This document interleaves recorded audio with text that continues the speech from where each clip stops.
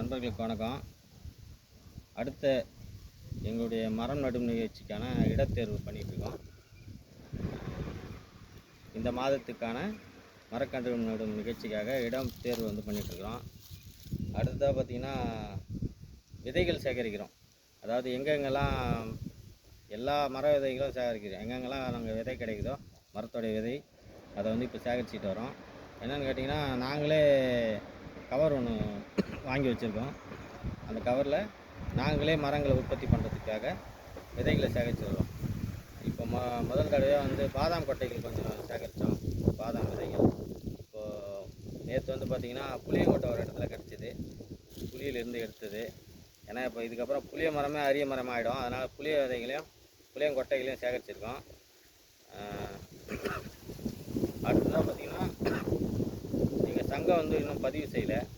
எங்கள் சங்கத்தை பதிவு செய்யறதுக்கான வேலைகளும் நடந்துக்கிட்டு இருக்கு.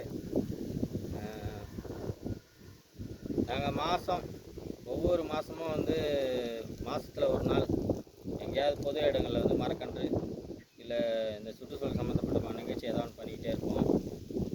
இந்த மாதத்துக்கான மரக்கன்று நடும் நிகழ்ச்சிக்காக இடம் தேர்வு செஞ்சுட்ருக்கோம். எந்த மாதிரி இடம்னா, இப்போ இந்த வெயில் காலம் இருக்கிறதுனால,